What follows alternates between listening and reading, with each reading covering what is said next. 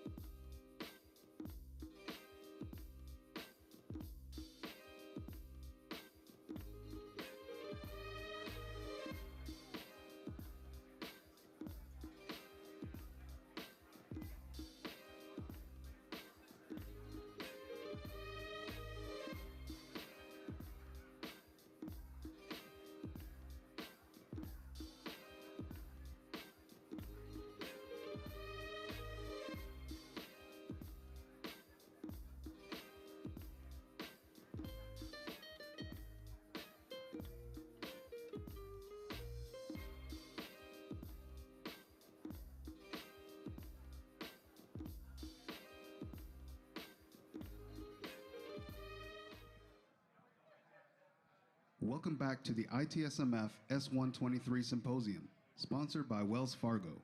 Please welcome ITSMF board member Benet Viels.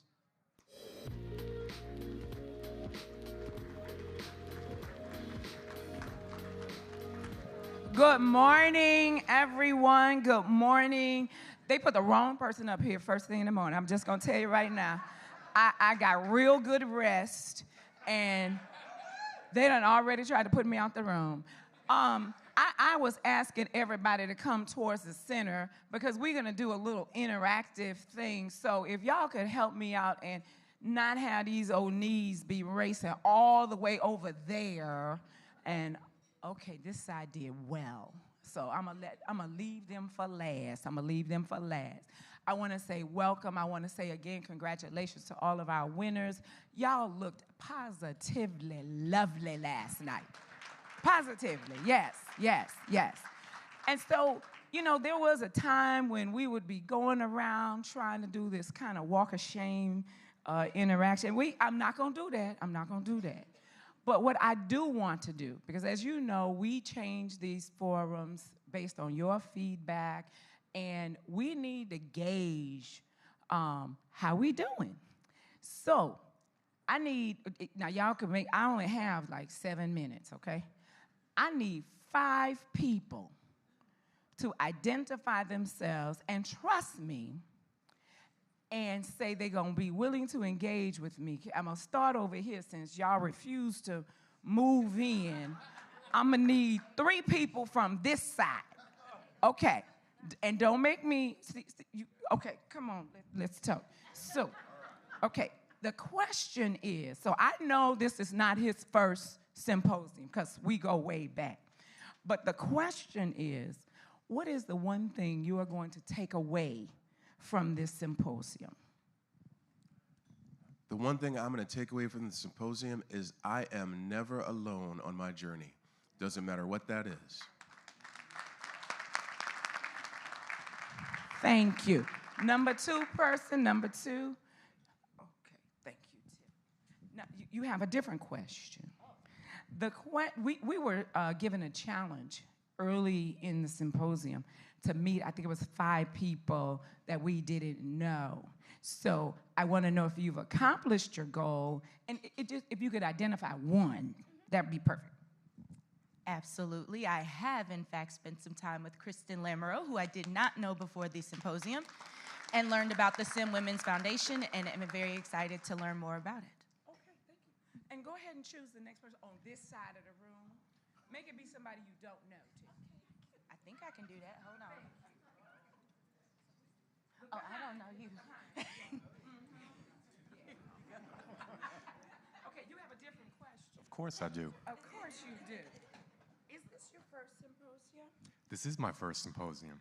Give me some reflections, please.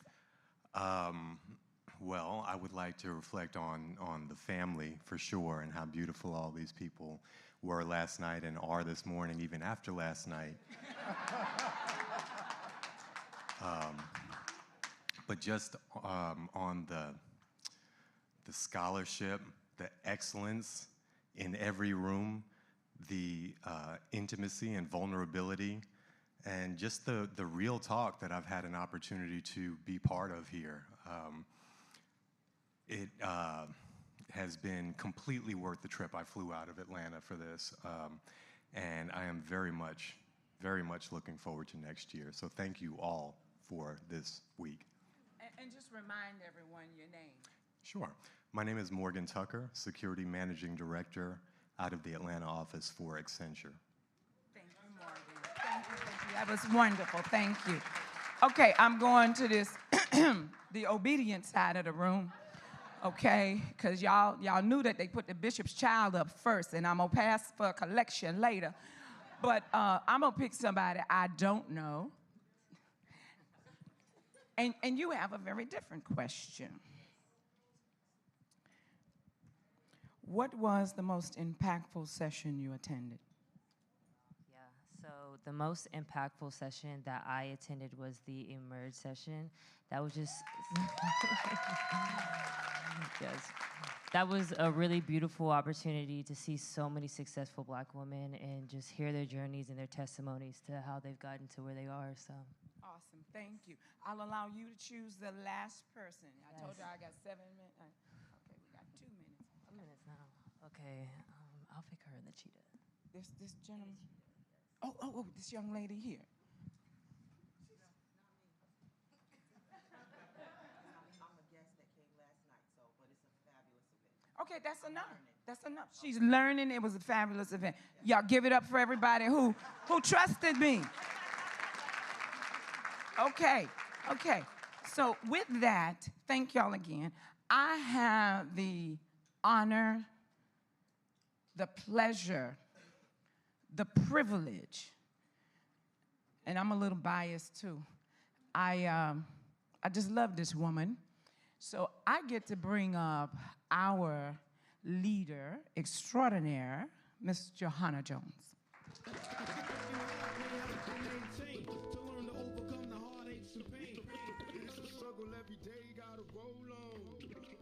Thank you. Okay. All right. Well, I have an easy task right now. I want to introduce you to our amazing, outstanding, powerful, brilliant, what I call, and many of you are calling now, the dream team of ITSMF.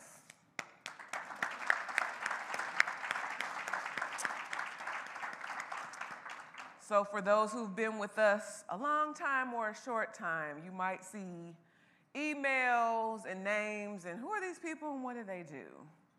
So it is my great pleasure to introduce you to our fantastic team. First of all, I'd like to introduce you to, hopefully all these people are in the room, but Zenon Walcott is our Vice President of Operations.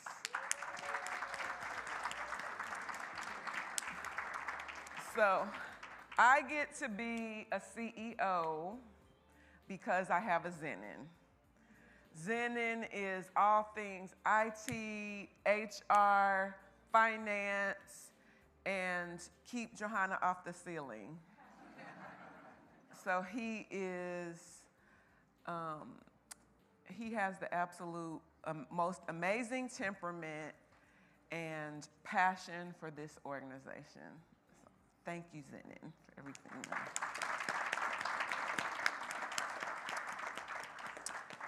Kathy Butler is our executive assistant.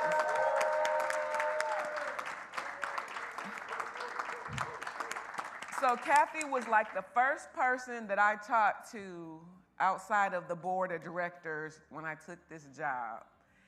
And when Kathy finished asking all her questions, I'm like, she knows more than my mama, my husband. She has all my passwords, all my logins, my cards. She knows where the ball, she knows everything about me, my preferences.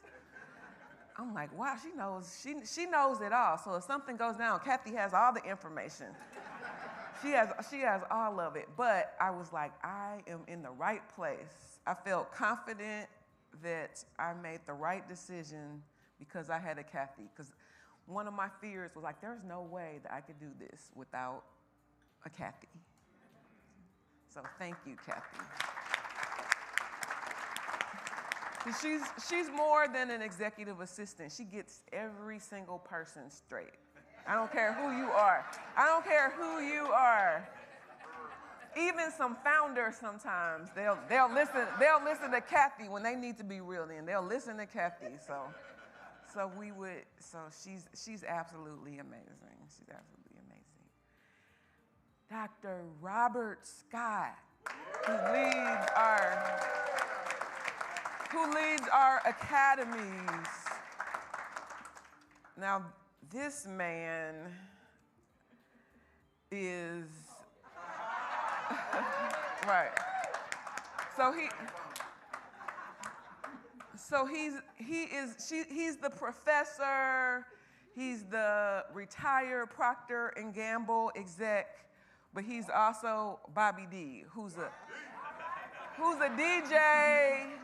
He'll also get people straight. But his professionalism and his work ethic is unparalleled. If I told you all the things that this man had going in the last 30 days, we launched, not only did we have the symposium and the academies, but we launched an Ignite orientation, we have a CXO retreat, and we launched Board Bound.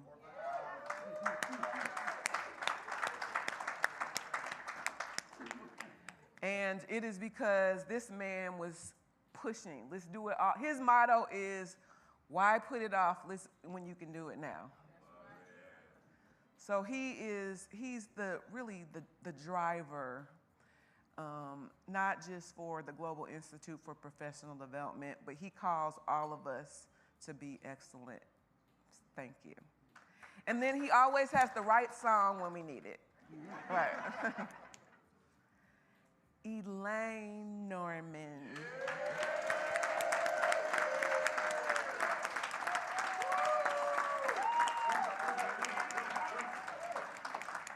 So another person that is, there's not a job description that could ever fit all the things that Elaine does. It's amazing how many C-level executives call me with an amazing story or with something going down, but it ends with, but Elaine helped me and we worked it all out. That's right. She works crazy hours. she works crazy. She's a hard worker, but she's also, I remember when I first started, we were working on a grant for Goldman Sachs. She's the vice president of membership and external engagement, but she pushed this whole team of Perscolis, High Tech, BDPA, ITSMF through this process of presenting, and the way that only an experienced corporate executive could do. So she is really part of the backbone that makes us show up the way we show up today. Thank you, Elaine. Thank you. And in the face of a pandemic, membership has catapulted only because this lady is up at 1, 2, 3 in the morning and provides like concierge level service to our members no matter what's going on. So thank you. Thank you so much, Elaine. And Miss Sherelle Bailey.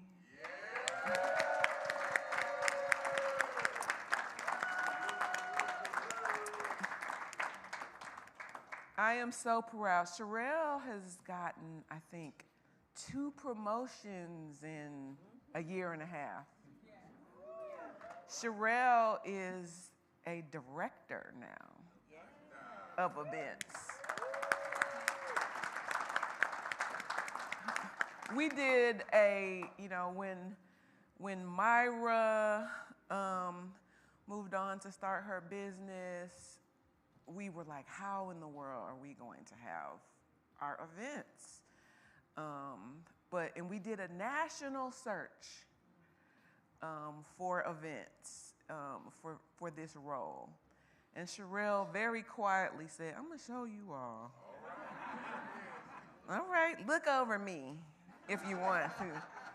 Very, very quietly and subtly, she worked her way up 2 levels in a year and a half. And we were able to have 25 events in the last year because of her steadiness, her exacting ability. She's cool under pressure, and when things go haywire, she just methodically gets it done. So thank you, Sherelle, for everything you do. Okay. Richard Brown, is he in the room? All right. All right. So I think Richard joined us right before S2 last year, and he swept in like he had been with us absolutely. Right. He just jumped in like he had been with us forever. And his final hazing was the gala last night. And he passed the test. Thank you, Richard. He is in a sea of type A, very exacting personality. Richard is our Jamaica, South Beach, New York, but also an immensely hard worker and an invaluable events professional. And I cannot wait to see how he brings his creativity, his flair. He's gonna bring us a little bit of that Afro-tech energy, I think, to our events in the future. So thank you, Rich. Right. And Dawn Jordan Jones. Right. So Dawn has taken our marketing to new levels. When I talked about where we are with web engagement, LinkedIn, how we just show up, our creative branding, all facets of marketing is Dawn. Dawn is also she is the heartbeat of our team. She's the person who, when all of us could be heads down, she remembers everybody's birthday and makes a huge deal about it. She's always smiling no matter what. And she knows what's going on with everybody.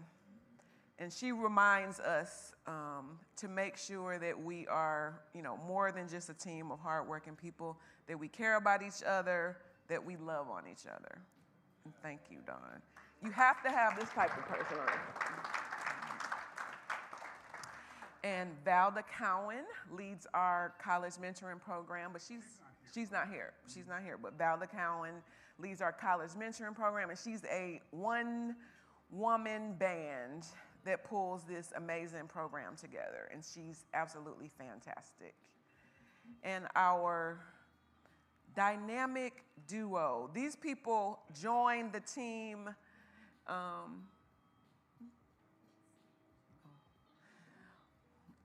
Michael Whitley and Cedric Cobb joined our team in December and January under very urgent conditions in terms of events and partnership.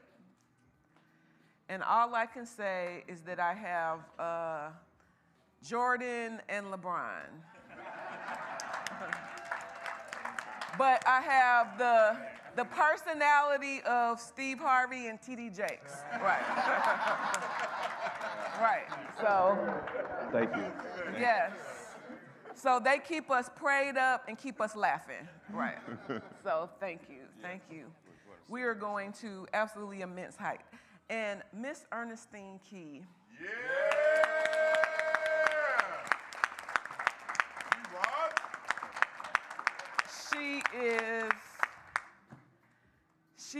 She has the combination of the skill set of a nonprofit CEO. She's been one herself. But the most humble spirit, heads down, and we brought her in to do some grunt cleanup work. But she has the skill set of a CEO. She's as sweet as a third grade teacher, but do not ask her what she did on the weekend, and don't ask her what she did on her birthday. Because this sweet image, you would be like, uh-oh. She's a petite, sweet little package, but she has a spicy side that don't ask about. Don't ask about. Right? She's a fireball. But we would not be where we are without people like you. So, Dr. Turner. More than a management academy director, he is saving lives and a core part of why our academies are growing tremendously. Miss Kylie Carr.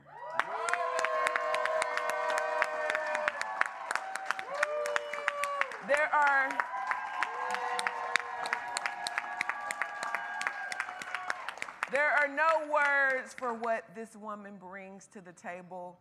She is the face of Emerge, the feel of Emerge, the brand of Emerge, the power of Emerge. And she has been spectacular at bridging Cheryl into the fold. And the only reason why it's going to work is because you have been so powerful and a master facilitator, teacher, and left it in great hands. And thank you so much. Thank you so much. Yeah.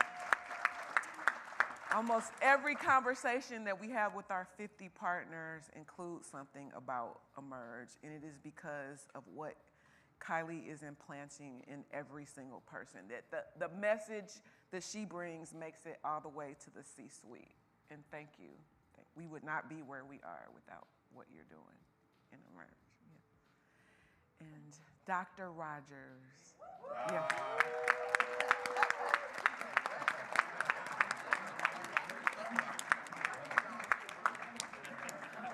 All I can say is that he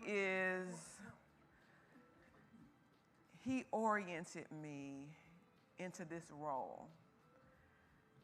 My favorite quote is, "When the student is ready, the teacher will appear."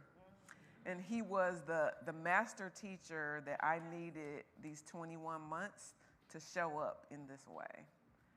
Not only is he an academy facilitator, but he is a trusted confidant. I could go with him with the stories and the seeking the advice and the wisdom that you can't trust everybody with. And he gives me sage, wise, calm advice. And I'll be calling you next week with some more stuff.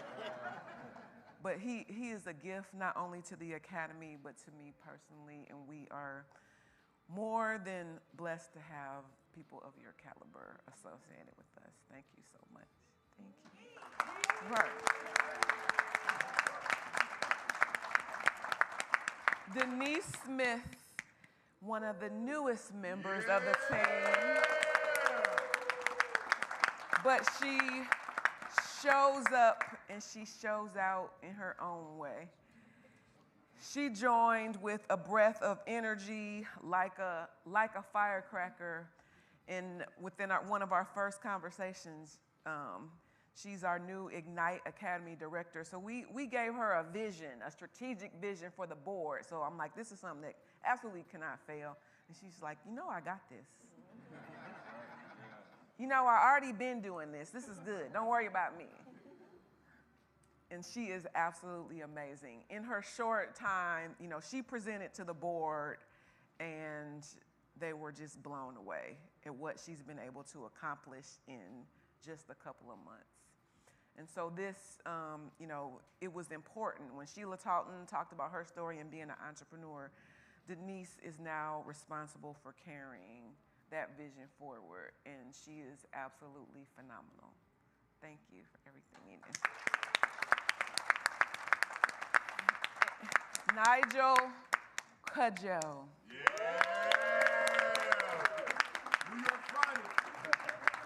New York, right. More than a program manager, he will help us take our technology, our IT, and our GIPD to the next level. He's calm, he's kind, but equally brilliant. Thank you so much, Nigel, for everything you do. All right. Yes, okay. Yes, yeah. Sabrina Robinson. Yes.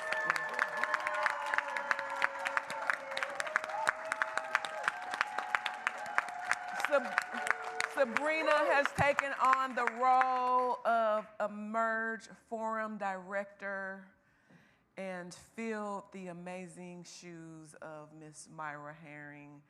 Sabrina jumped in our management team in board retreat in December, and her ideas, I was like, wow. Not only does she have a calm strength and a passion for women, but she has brilliant leadership experience, and she's not afraid of giving her opinion. So you bring a lot to the management team, Sabrina, and I appreciate your willingness to share all of your gifts with us. Miss Cheryl Bridges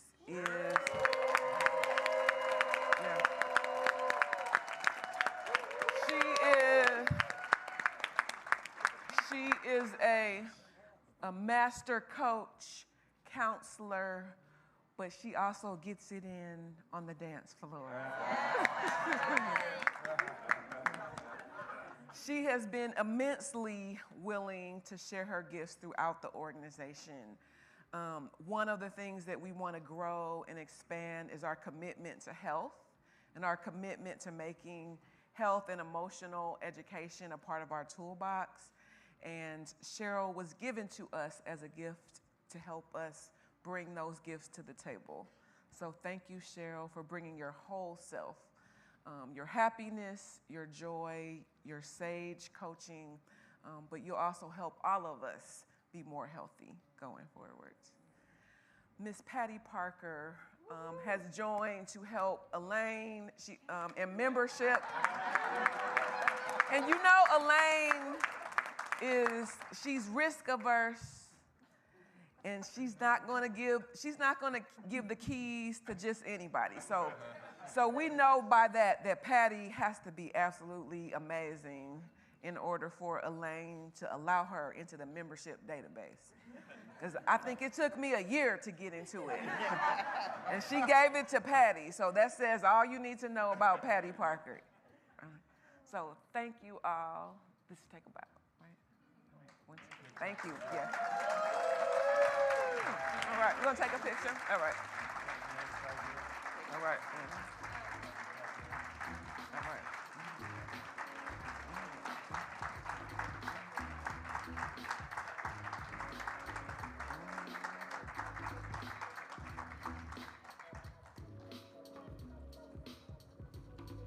All right.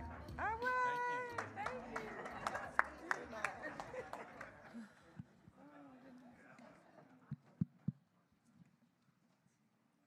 Good morning, family. Good morning, beautiful family. Well, this is, for me, my most favorite time of symposium, other than the dancing last night. But other than that, my most favorite time because I get to talk about you, our members. Many of you have attended symposiums in the past, and I always say ITSMF is our members, and our members are ITSMF. And so the way we're going to do this, don't get comfortable in your seat. It's not going to be a quiet time. So when the DJ last night was saying, hey, ho, maybe he just said that in my mind. But anyway, in my mind. But that's the kind of celebration that we do when we celebrate one another. So with that, welcome. We're so glad you're here. We have a tremendous number of new ITSMF family members. And so if you joined the ITSMF family since S1-23, I want you to please stand. Please stand. Welcome, welcome, welcome.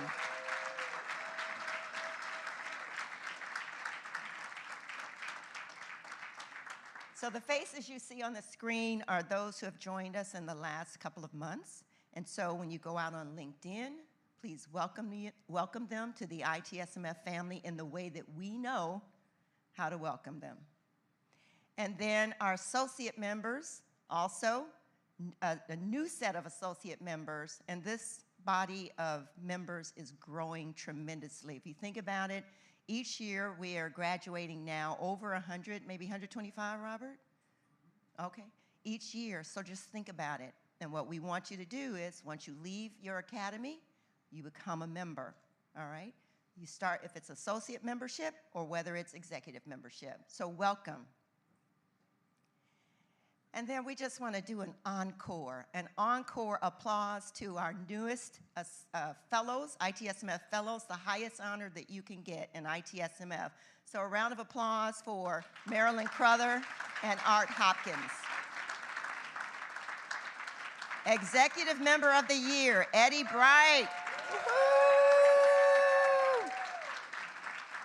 Associate Member of the Year, Atianan Stevenson. Lifetime Achievement Awardee, Ben Sabah Hassan. The newest award in ITSMF, the inaugural Carl Williams Leadership Award, Doug Ash and Greg Morrison. Greg is one of my mentors, so I'm really, really proud. And a few announcements.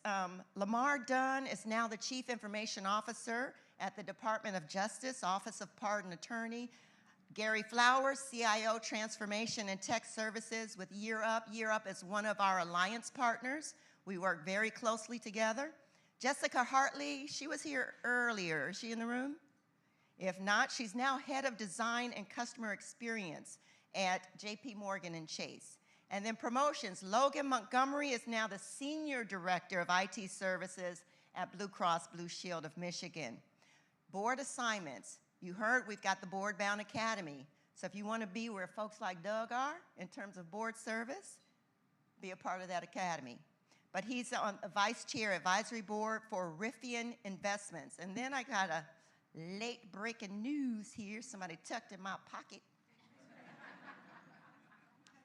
Jerry Walker, stand on up. As we speak, He has just been accepted at as a board of directors for Partners in Diversity, Portland, Oregon.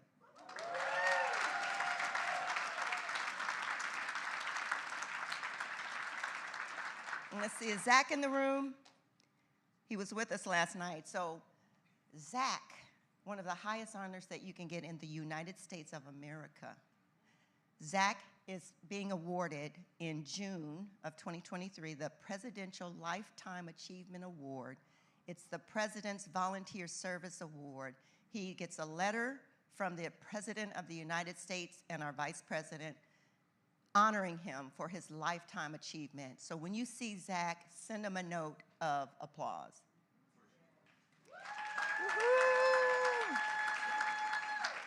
If you haven't by now, because other people have noticed ITSMF, if you haven't, you need to check out this article in McKinsey. McKinsey is highlighting ITSMF for the leadership development that we do. And what is particularly special about this is they have their own leadership development program. And they're highlighting ours and congratulating us. So check out McKinsey when you get a chance. And ITSMF in the news also with CIO Magazine, Mentoring Tomorrow's Black Leaders, quotes and insights from our very own Johanna Jones and our very own Robert Scott.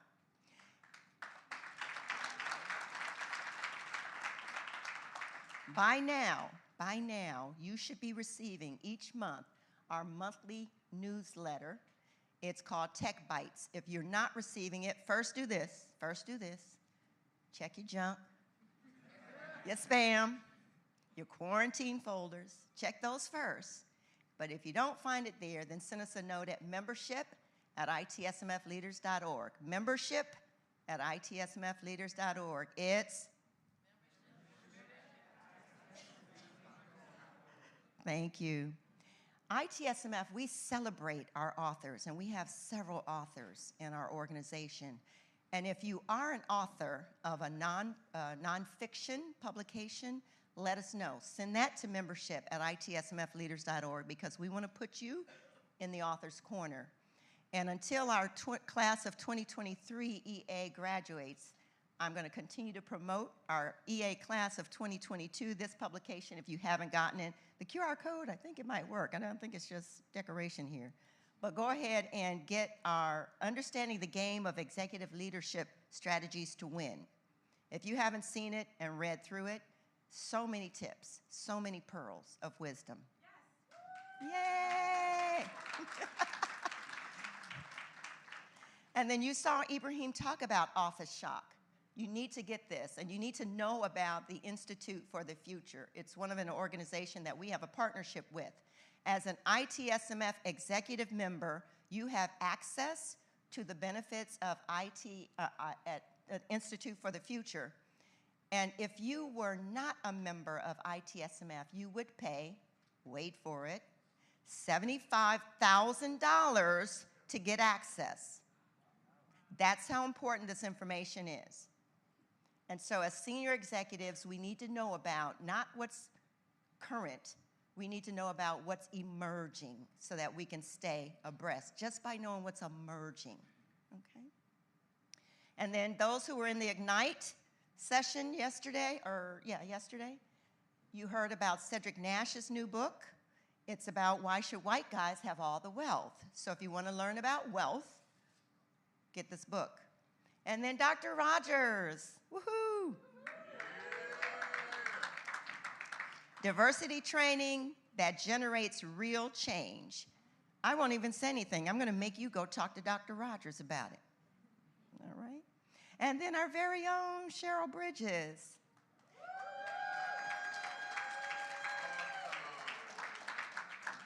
So often we don't love ourselves, and she is constantly teaching us to do that. So please get her publication, the Self-Love Journal, 12 Ways to Love Yourself Like God Wants You to.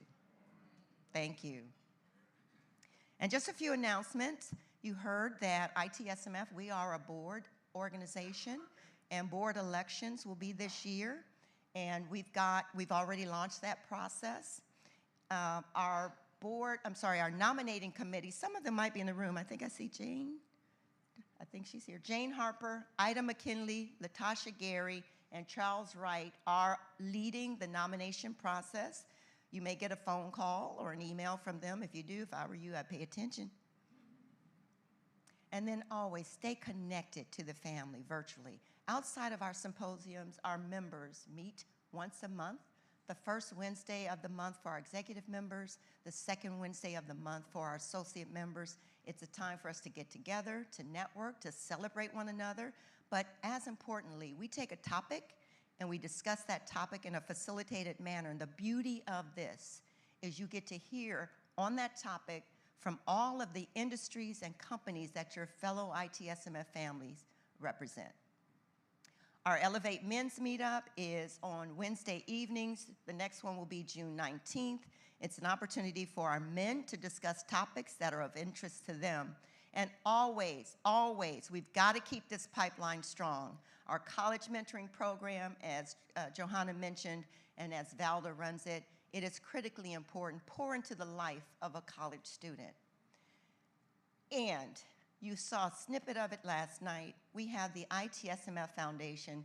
This is the segment of ITSMF where we give back to the community through our community service projects. And thank you for all of those who donated clothing for the clothing drive.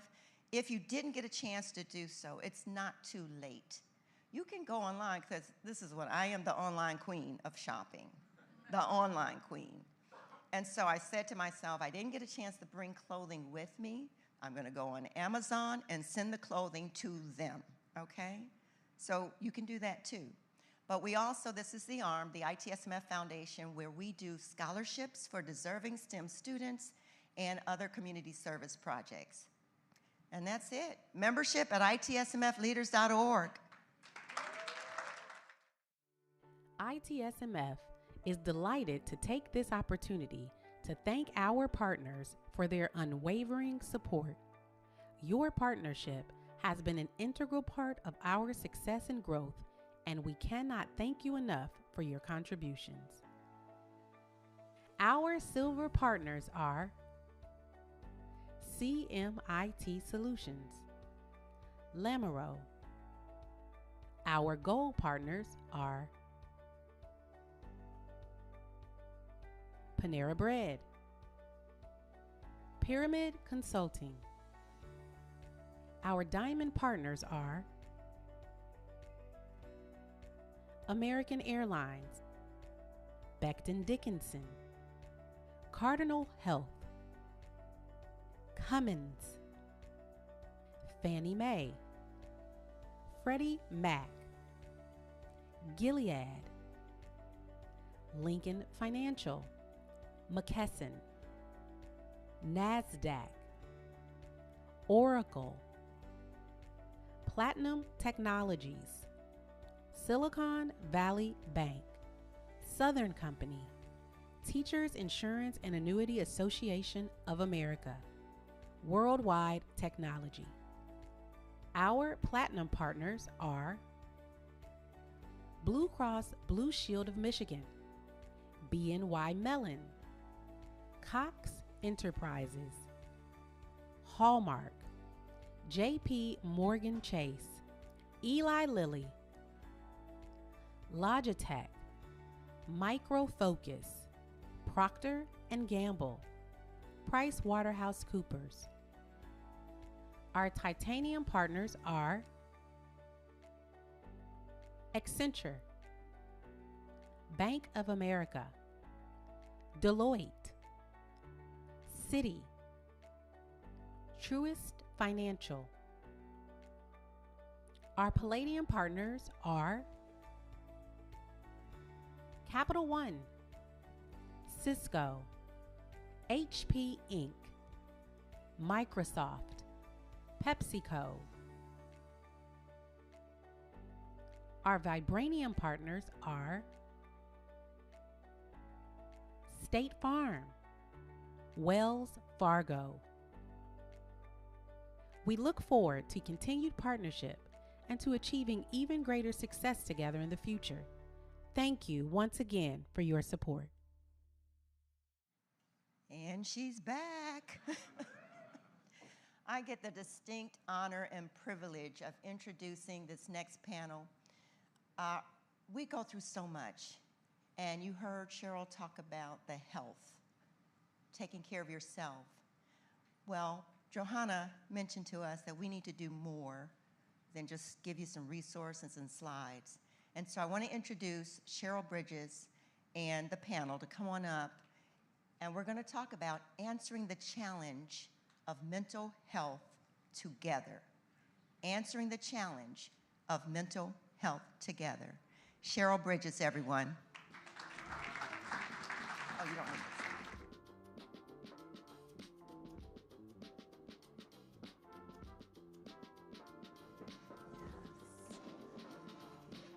Okay, good morning, everyone. Good morning. All right.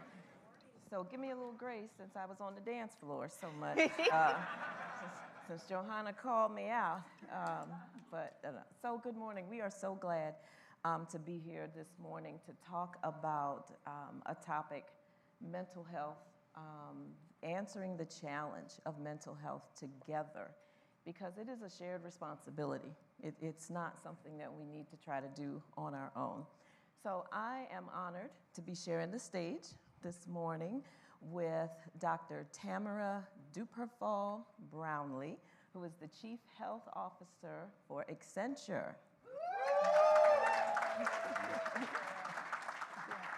And equally as honored to be here with Rashid Merritt, who is the, I'm gonna get this right, the Assistant Vice President of Corporate Social Responsibility and DEI at State Farm Insurance. See that? Cheryl, I have to start with a joke, so people have said, who's that guy in that picture? Well, back then I had hair and was a little bit young. I had to come on home back here. I'm ready. We understand that. So, well, as we enter into this conversation, you know, May is Mental Health Awareness Month. So what better time than now for us to really talk about this? And, you know, with the events of the last few years, we've had some significant challenges. The pandemic, of course, you know, racial unrest, the economy, but specifically in our African American community, there are some very unique challenges and stressors that cause us to be impacted with our emotional and mental health. So especially the stigma. In the African American community, there is a stigma about being open about mental health. So we want to use this time to really be open and talk about the things that we need to really face.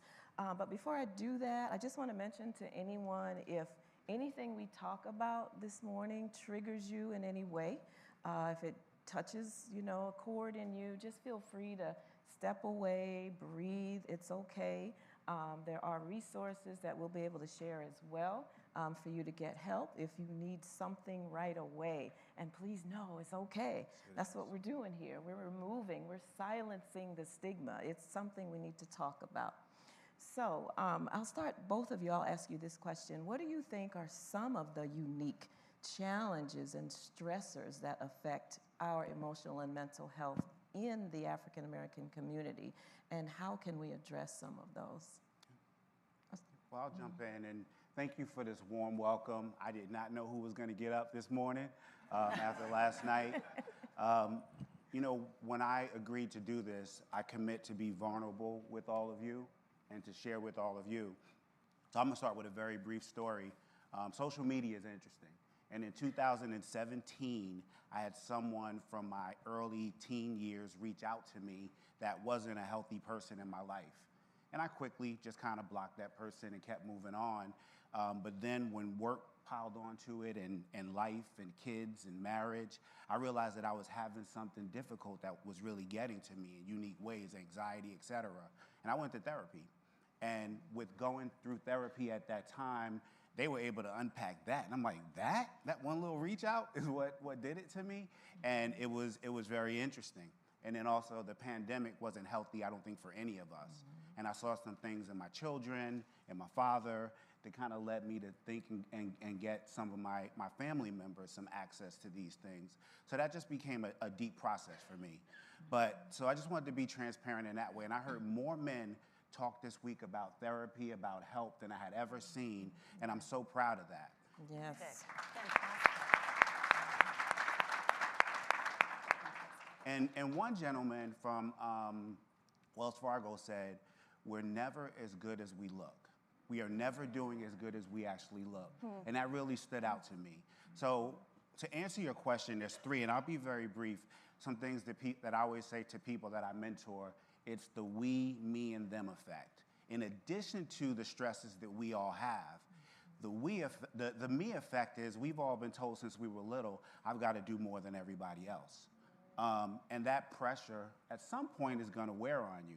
You know, it's funny, when my kids were younger, I remember seeing kids that didn't look like us running crazy around the grocery store. And mine had to sit still and be right next to me. So it starts way back then. So that's kind of the me. And then the we is kind of that representation. When you are in a room that's the opposite of this and it's just you, you're representing for everybody. And that's that second set of pressure. And then that them pressure is really just that access, that opportunity that we're always striving for. When I went through the EA Academy in 22 with Dr. Rogers, he kind of taught us the tricks of the game, and we fought it. Like, why do I have to do that when they go to golf together?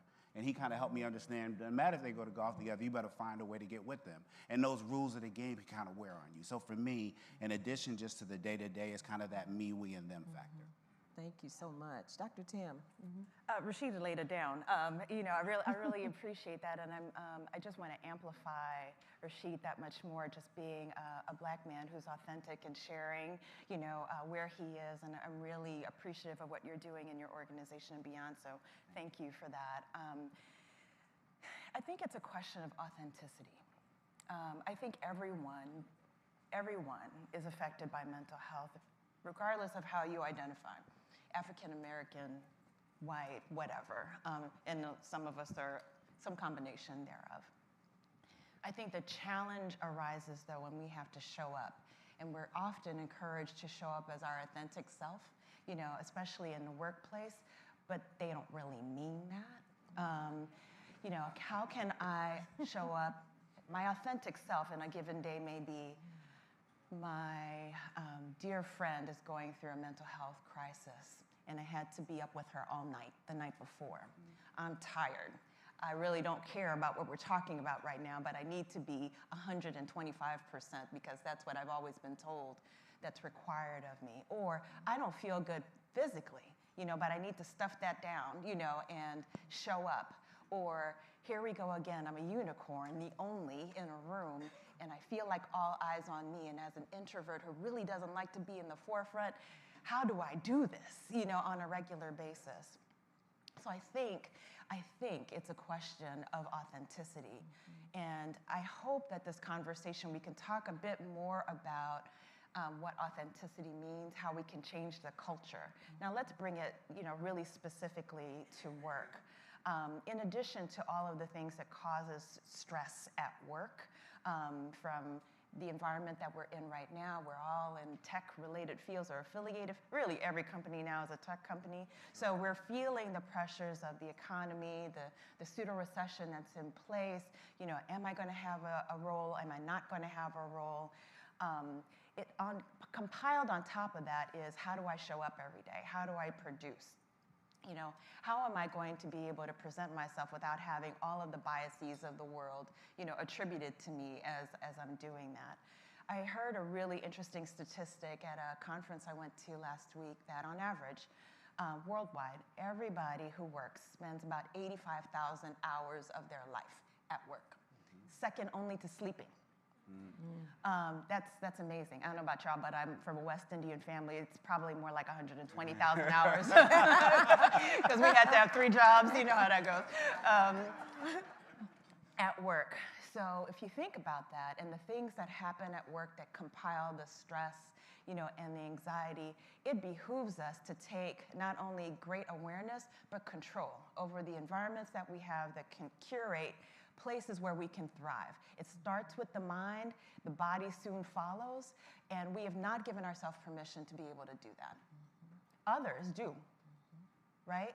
And we see it manifest in a lot of weird ways, bad behavior, oh, that's just the way that person is.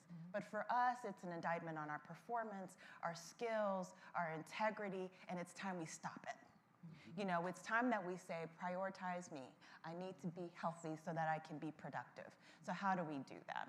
Yes, thank you so much. Yeah. And I'm glad you mentioned about the stress at work, because there's an article published by the American Institute of Stress, and it says every day 1 million Americans miss work each day. That's a lot of people missing work just due to stress. Yeah. So those factors are key, and how are we going to address that? And especially in the tech environment now, I know what that stress level is. So as leaders, we have to be able to embrace the authenticity of our folks being able to show up. Yeah. Yep. Thanks for that. So let's shift a little bit. Rashid, you've already shared some personal stories with us, and we appreciate that. Can you talk a little bit about why you believe that mental health and talking about it is such a stigma, particularly as it relates to Black men? Yeah. So I think first I'm gonna give you a funny one. When I sometimes walk in the kitchen and my wife's having conversations, they're usually talking bad about me, or there's a conversation happening with her and my daughter. And first of all, men, sometimes we don't let it out. And I think a lot of us just unloaded Thursday, and it was super helpful for us. So that's also that. And then also being the leader role as well.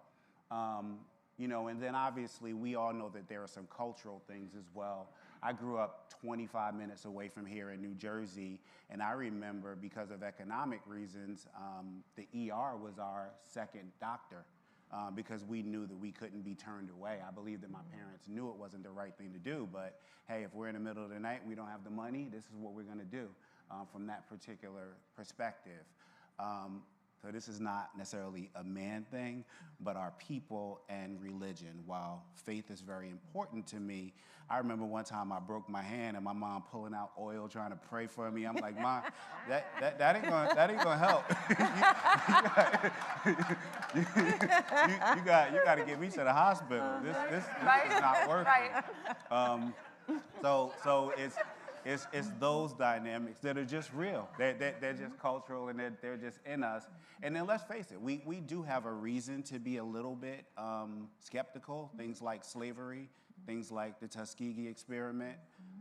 It has caused us to be in a place of no. I mean, my dad, I really have to twist his arm to go to the doctor.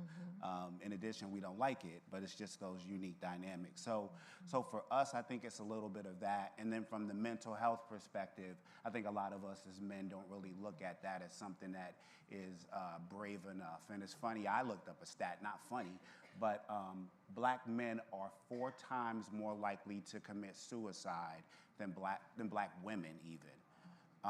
That's 4 times more likely than Black women. And that stat in alone stuck with me. I also saw a stat that the African American and Black population is 13.4% of the US, and 16% of that population reached out for mental health last year. And that's just the 16 that reached out. I mean, that's bigger than Houston, Philly, and Chicago combined. So my point is, we really have to work through that and share with one another. Yeah, you said a couple key points. I was trying to take notes from you when you were talking. The faith-based part, right? So a large majority of the African American population are faith-based. So we sometimes get caught in the all you need is prayer. All you need is prayer. Like, now you see, I published a book on loving yourself like God wants you to, but my mathematical calculation is Jesus plus therapy. We need all of that too, all of that. And Rashid, I did not prepare you for this question, but I just feel it. What can the sisters do to help support our Black men and allow them to know it is safe to deal with their emotional well-being? So it's so funny you say that, because I was going to talk about the energy that I felt from Black women here has been so positive. It has been so uplifting. Some people even got up this morning to see me because they're my sisters from EA. But I would say there are moments where I believe that all of you are at a place that's stronger than we are right now. And pull us up. Pull us up. Check us. Check us. Don't beat us down, but check us. And I say that because I don't believe the people in this room do that. So I think that's stereotypical of what we see.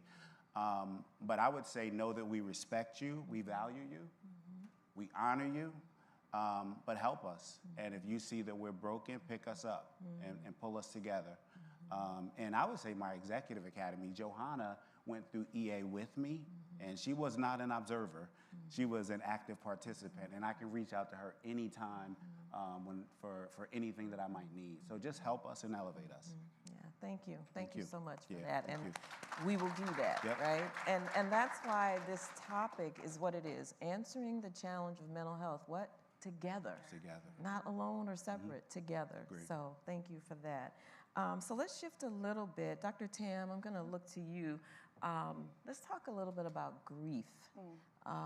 Sometimes we disassociate grief from mental health, but grief, particularly complicated grief that goes on for long periods of time, that leads to mental and emotional stress. So talk to us about how that looks. How do we know it? We moving into that, and then how do we address that? Yeah, I think it's a great question and apropos because I feel like, at least in this country, we are in some stage of grief, probably at any given moment. And it looks different for different people. And anyone who's ever had a loss of any kind, it be a person or something that was really held close to you, you've experienced those stages of grief, you know, the denial, the anger, bargaining, depression, and then finally acceptance. If there's anything I've learned, I think, in my 2+ decades of being a physician and just being a lover of people, is that grief isn't linear. It kind of goes like this, and just when you think you're at a steady state, it comes right back, you know, where a memory will come and seize you. And I think in particular in the African American community, I thought about this a lot, especially during the height of the pandemic.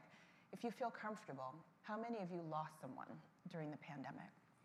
That's not insignificant if you look around the room. We are still in a period of mourning, you know, and grief. I look at it to say a couple of things, and I think it writes me in my role at Accenture in terms of thinking about how to support our people and their families and how I just show up as a citizen. One, be kind. You know, literally everybody is going through something, you know, and it's just a matter of how it's going to hit you in that moment. I think it's a particularly resonant place, you know, of adoption in the workplace because, you know, when we got our game face on, right, at work, we're not thinking about all the other things. But your colleague that's sitting right next to you in the virtual room, you know, may be going through something. So how can we acknowledge that? Secondly, you know, I think sometimes we want to dismiss the process that people go through with grief. You know, it's just like, oh, that happened to you 3 years ago. Why is that a problem today, right? Buck up, you know, in that regard. But it just doesn't happen like that, you know. I don't know about you, but for me, I'll just share a personal story. I lost my father in 2018. And he and I didn't have the best of relationships, but whenever he needed anything, especially medical things, I was the one who got on a plane. You know, it was there because I was the doctor daughter. When he passed, I said to myself, okay, well, he's no longer suffering, you know, that's over. And I had set up so many walls and partitions, you know, in terms of where I would feel, you know, this ending of the relationship that I just kind of went through, you know, what was going on. literally 4 months later, I was minding my own business, you know, at work, doing my thing, calling shots, being the boss.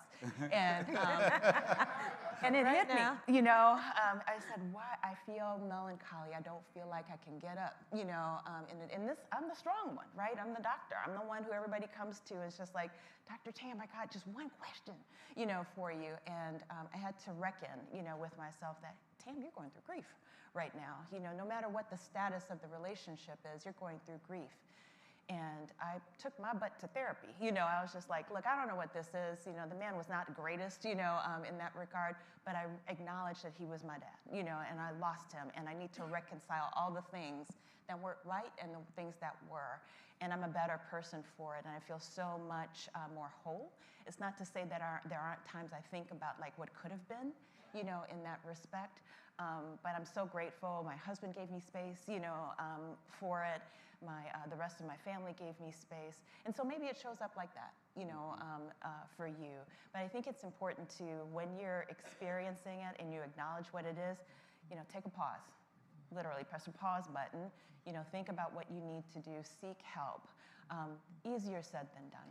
I recognize that there is really a dearth in the capacity for qualified people to minister to us when we need it in that regard.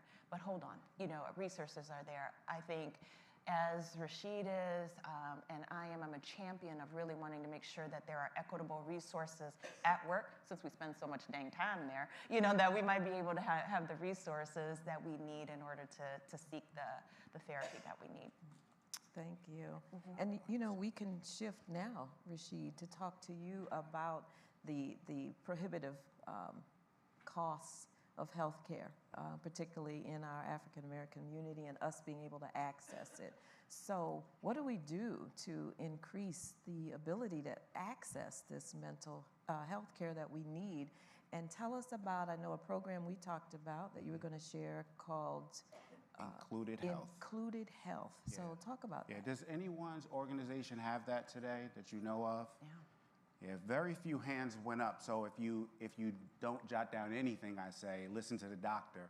But Included Health, ask your company about it. It's not very expensive for an organization. Included Health is a third-party vendor concierge service that provides specific help for people of color. It's called Included Black Health. The last I checked, State Farm and Target were the two major companies that had it at the time. And basically, with this service, you can call at any time and say, I would like a black doctor. I would like a black therapist. The people that answer the phone are 95% people of color, and they wrap their arms around your situation. At State Farm, you don't have to have State Farm benefits. You just have to be an employee to receive this benefit. Unfortunately, I was telling some of my State Farmers in HR and DEI, we haven't done a good enough job of promoting it. I checked my stats before coming. I only had 30 people use it last month in a company that has 57,000 people, and I don't know how many are people of color. So my point is, Included Health is the name of the benefit. Right now, they focus on African American, and they also have Included Health for LGBTQ plus community as well. They're trying to stress the whole BIPOC, but that's what they offer. No additional cost. You make the phone call, you hang up, and they kind of pull it all together. I couldn't convince my dad in the last situation I told you to get therapy. That's a different story, but I had that as my plan. To kind of help and get that service for them for various perspectives. It is a huge game changer with some of the stats that we heard yesterday. One of the things we heard, Dr. Tam, was that black men, at least, I believe it was, that have black doctors live longer. That's correct. That's correct. And that really stood out to me. So I would just say, if you took nothing else from what I said, Included Health, and I don't know what it would be for out of pocket, but it's a great service that kind of takes care of you, extremely confidential, because we know the economic gap is there, but also the socioeconomic gap of people understanding your cause from that perspective. Yeah, thank you. It's amazing what we just don't know. We don't know what we don't know. So thank you for sharing that. Yeah. Dr. Tam, any other tidbits about health care and access? Yeah, you know, the healthcare really doesn't do us a great service in terms of taking care of us, full stop. You know, here in the US, they segregate the head from the body in a very unelegant way. In terms of physical health, you know, you can get all the things, and most of us have those benefits. But when it comes to mental health resources, often they are going to be out of pocket, as Rashid mentioned. That said, I do believe that more organizations now are really taking this into great consideration because it affects their bottom line. If you know that 20% of your population, at minimum, is going to be affected or is already affected by mental illness, and let's not even limit it to the people who work for you. Let's talk about their children, their partners, which also impacts your mental health. Then it would behoove you to have a strategy in place to take care of your people and all their needs. Have one that has programs that are not only going to treat people when they're in crisis and have deep need, but let's go preventive with it too. You know, so take advantage of all that, because honestly, that's where you're going to find it at best and most efficient and affordable for you. And if it doesn't meet your needs, have some conversations with your benefits people, your rewards people. Say, hey, you're missing a population here that really merits services. What can we do to address X in that regard? Most organizations have an EAP. Also, most organizations are not pulling back on those services, they're doubling it. We've doubled our EAP visits at Accenture. We also have Talkspace available. So if you're not able to see somebody in person, you can connect via an app. We're expanding our offerings, as Rashid mentioned. We have included health that serves the LGBT population now, looking to expand that for our people of color as well. So dive in. Oftentimes people don't have any clue what's at their fingertips that they don't have to pay extra for. I don't know about you, but if it's for me and it's free, sign me up, you know, in that regard. But that said, there are a number of resources. There are some, as you see on the screen, that are available to you, and especially curated groups of therapists and providers for people of color, even beyond that which you can get from an employer. Thank you. We have to do the research. Yeah. Just if it's there, look for it. Like you said, do the deep dive. Let's switch a little bit to a very alarming statistic that I read. A CDC article from February indicated that from 2018 to 2021, the racial group that saw the largest increase in suicide among people 10 years old to 24 years old were Black individuals, and 37% increase in Black youth suicides. I don't even know where to start with that. What do you all think are some of the challenges, some of the things that are contributing to this in our young folks, and how do we come together to help? It's multifactorial. I'll start, and I would love Rashid's perspective on this as well. First, the crisis started way before the pandemic. I know a lot of people want to attribute things to the pandemic, but if anything the pandemic did was just shine a light, you know, to where the crisis is, particularly with our youth. And it's multifactorial. I do think it comes from a culture where we don't really talk about mental health and wellness. I'm so grateful for Gen Z because they come correct and just like, look, if it works for my mental health, I'm down with it, but if not, I don't want to be a part of it. It's like, oh, okay, you know, we're changing the conversation altogether. As a Gen X, I'm just like, oh, I guess, okay, I'm gonna show up and talk about my mental health in that regard. So I think that that's one, but I do think that younger persons between 10 and 24 are really in an interesting place. You know, they are the generation that knows technology only, you know. I don't know about, fax people, AOL dial-up, yeah, you know.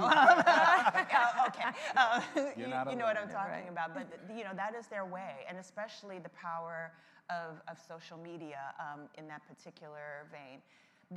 What the pandemic did regrettably, is those 2-3 years of yanking people from being out of community with one another was way more damaging than we could ever imagine. And there's studies that are being refined and published about that now. We are going to need to wrap our arms around that youth for at least 5 more years to make sure that A, they get a chance to see 5 more years on the planet, but also to address the needs. I would say next is capacity. I don't know if any of you have had to look for child therapy, child psychiatry for kiddos. It is nearly impossible. And that's a problem, especially those that may look or be allies culturally to the needs that we have. There's a dearth. So if you don't have the therapists, full stop, or the clinicians, what are we going to do, in that regard? There's a great, I think, opportunity, for us to really amplify that as much as possible and help curate these environments. If we have sick parents, if we have sick caregivers, how can we expect to have healthy kids? So we really need to think about that, and we all, as adults, need to buck up, from the perspective of saying, maybe if you have an issue, it's time for you to take that step and have some really open conversations about what it means to be healthy and whole, including your mind. Yes. Yeah. Actually. No, I pretty much have a question for you in that regard. So when I think about this session, how many people got better in the last 3 days just being together? Oh, goodness. Yeah. Yeah, so we're in person. I hardly looked at my phone. And from the morning I shared with you, you uplifted me at 8:30 this morning. Thursday morning. I was just in awe. But our young people, I speak for my teenage kids, we might be in the car and everybody's looking at their phone. And we talk about the dangers of social media, but it's not going away. So, I try to tell my daughter, I'm like, when you see that picture of somebody, they took 18 pictures with their lips poked out to get to that one picture. So, I mean, what do we do with them? I know one of my cohorts brought his daughter with him to this conference, and I think that's amazing. But what do we do? I think it's time for a new discipline of how we're living our lives. I think it's not too old school to be able to have, self-free zones or social media pauses, in that regard. I've been querying colleagues for the past year about how old, was your child when you decided to give them a smartphone, and allow them to get on social media. And that average age is getting lower and lower. 10, I'm hearing, maybe the start of middle school. And so we have to really think about, what does that mean? Are we giving them discipline to say, when we get up in the morning, we're going to do our rituals, we're going to do our affirmations, we're going to take care of our hygiene, we're going to have breakfast, we're going to talk about the day, and we're going to go to school, in that regard. You'll have a little bit of social media time in there, but afterwards, we're going to talk about your day when you come back, and we're going to share a meal together without, the devices in place. It's hard because we don't want our kids to be behind, in technology, and everybody is on their devices, but I don't know that as a collective, we are doing the work of providing them a discipline to say that we can be in community with each other and be healthy without being in front of a screen, most of the time. I'll say this also, that we also need to be vigilant about what's happening in our country regarding new legislation about how we are taking care of our kids. And I'm going to try to say this in a way that is extremely respectful of what is likely differing views in the room, but we really need to be watchful and be aware of what's going on. I think it was just the past day or two, in the great state of Florida, about banning social media, for kids during the course of the day.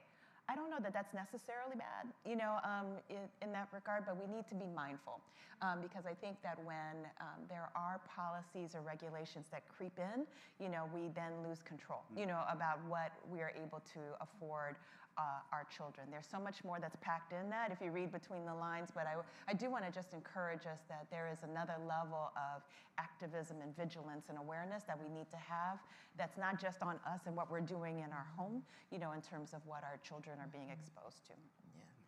That's a word. Yeah, that's a word. And I heard so much. I heard support and being kind and uplifting and taking care of ourselves. Self-care, you all, is not selfish. It is self-preservation. And the only way we're going to even preserve our youth is to preserve ourselves. So thank you for that. So we have some time for questions.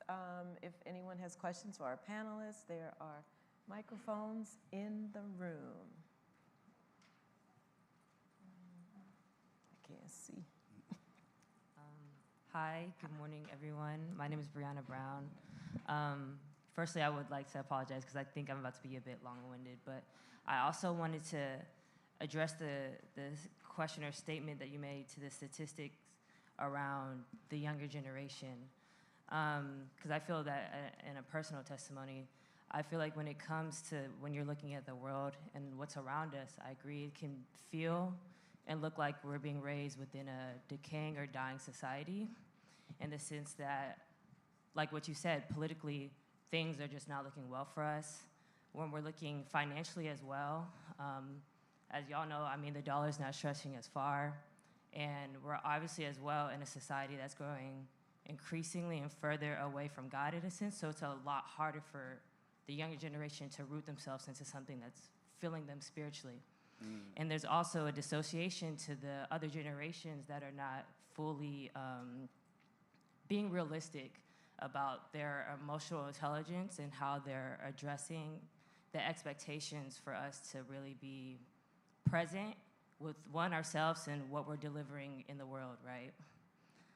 So those are just a few of the strong pillars that are, I would say, contributing right to the suicidal statistics for the youth. Another one of the things that I wanted to address as well is, one, thank you. Thank you for just having an opportunity to be transparent about something that's really important and plaguing us within our community, right? I had the opportunity to just complete the book, The Four Agreements, and I feel like it's deeply in alignment with a lot of the things that you guys are speaking to. And I feel like one of the things that they address within the book is the internal judge, and the internal judge and the expectation that we have within ourselves, and that we're being so much more harsher when it comes to ourselves and the expectations that we deliver versus the expectations that we have for other people.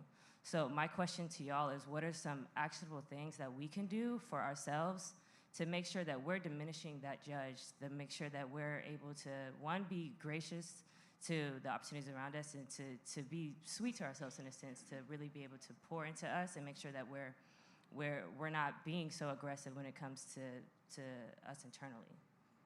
Yeah. Brianna, yeah.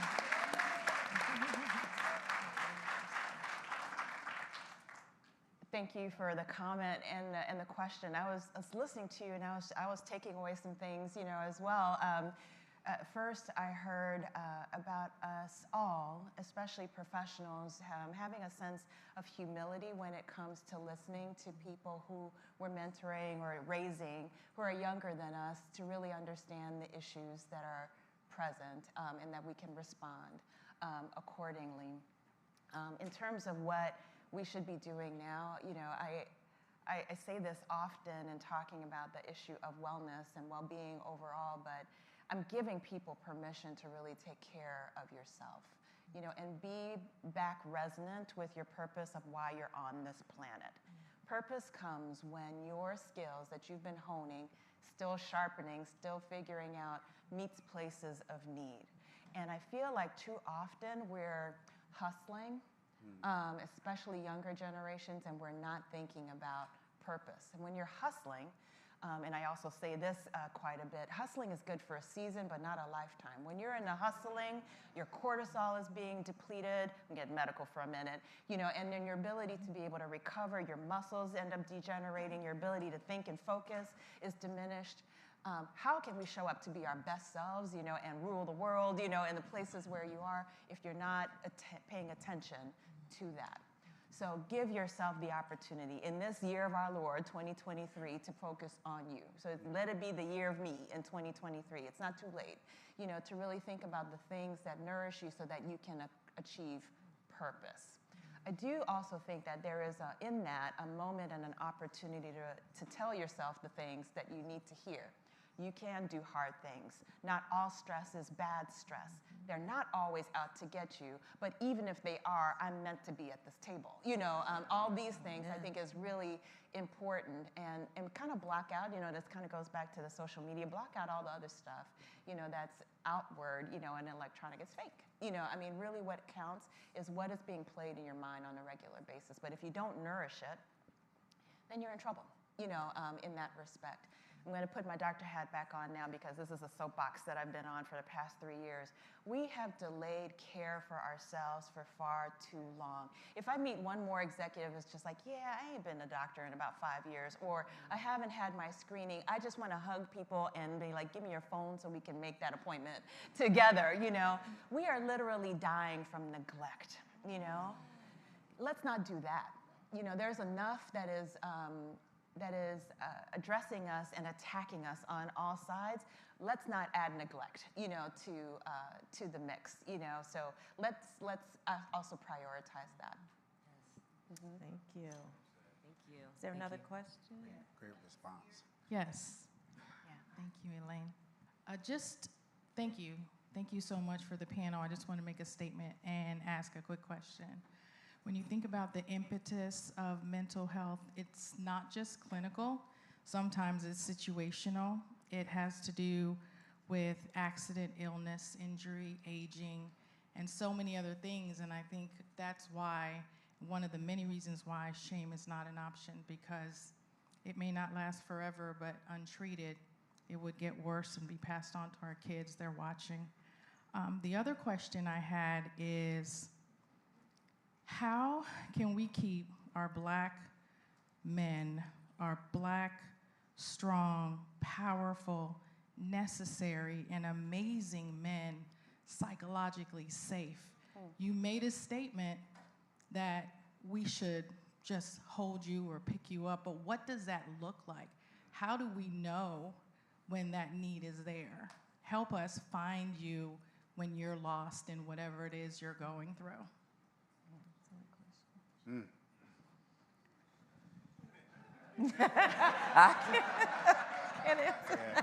know, it may not seem that tough, but the thing that popped out to me was, you know those around you and know what their love language is. Yeah. And I know many of us have read that book, and I think for different people it may be affection, for different people it may be helping them with something. I don't even have to say don't break them down, because the people in this room are not going to do that. But I will tell you, what you shared just now in response to the question was helpful to me, because I'm always competing with myself. I'm always trying to be better the next day, and I don't want to drop problems on my family. So when they ask me how my day was, I lie. You know, 9 times out of 10, I had a good day. You know, and I say I lie because sometimes you don't, because you just don't want to put that on them. So I would just say meet them where they are, and I know that's not giving you a straight answer, but the fact that that question has come up twice, as I can tell you, it's encouraging to all the Black men in here. The fact that that has come up twice, that's extremely encouraging to all of us. And we see you, we hear you, we feel you. I think a male, a corporate America, if you are, this is my soapbox, if you are in the C-suite and you don't have a Black woman in your C-suite, something's wrong with you. Because y'all pick people up, you are smart, you know when to ask for help, you know when to show emotion, you know when to tell me to sit my butt down. You bring something very special, so just be available. Just be available. Thank you. And I heard you mention you're hard on yourself. Yes. Got to give yourself grace. The more grace we give ourselves, it also becomes easier to give grace to others. Yeah. So thank you. Give yourself some grace. Can I offer one more thing also to that question? I think it's important for those allies to Black men, women, non-binary, however you identify, to get into relationship, get to know people. You know, at the crux of it, if the only thing I really know is that relationships are primary, everything else is derivative. If we don't have relationships with people, and particularly Black men to understand them, then how are we going to help, in that regard? I also think that women in particular, we're innate in being able to use language to bring things out. So using that language to have dialogue and meaning, read between the lines. If Rashid, came home and was telling me everything was great, I was like, great. So how is the relationship with the so-and-so? You were telling me about the project and so-and-so. Remember people's names and really dig deep and be able to address the thing, I think is really is an important, skill and gift. Thank you. So we have time, I think, for one more question. I can't really see. Yes. Yes, Dana Morrow Branch. I've actually been in a relationship. It started in 2019. It lasted 10 months. We broke up. I got back into the relationship, lasted 6 months. We broke up. Long story short, back and forth 6 times. And that's COVID. So post-COVID, I've had a lot of medical related things that's kind of impacted me at the job. I know that the medical community doesn't, have a lot of information about COVID as it pertains to each person individually, but I started a medical journey trying to figure out how COVID impacted me. And I started off saying relationship because I know most people in the room oh, she about to talk about a relationship with a man? No. I feel like I've been in a relationship with a man, but it's been COVID. But yeah, so coming, just the brain fog. Did I say something?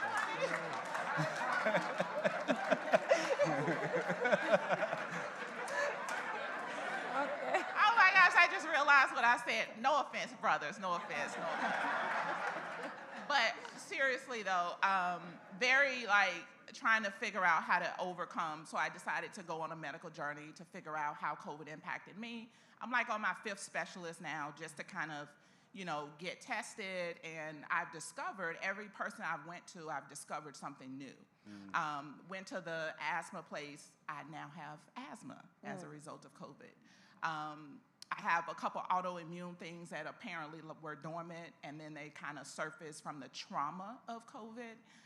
So dealing with that. So shifting over to the professional environment, I work for a company that's been super, supportive in terms of being able to work from home. But at some point, with all of the call back to the offices, how long is that going to last? So my question to the panel is really around for folks that have had the extremities of COVID, that aren't necessarily visible, in terms of visible disabilities, they're internal. How can we just what advice would you give in terms of showing up, sharing your story to a certain degree? I started to be a little transparent with my manager so he's aware of what's happening. I thought that was step 1 for me, to be transparent. But then there's a perception that comes with that. If I'm late for something or 5 minutes late or, hey, I'll get that to you tomorrow, which is outside of my norm for those that know me. So it becomes, are they going to, the stigma of, are they tying that to my COVID medical, right? And the other thing I wanted to mention is I did go and get I did see a mental therapist because I felt like I was in the house for 3 years. And I had to go through 10 sessions of mental health because I had to kind of get reacclimated to just standing this close to somebody. It was a real mental thing. Yeah. But, sorry.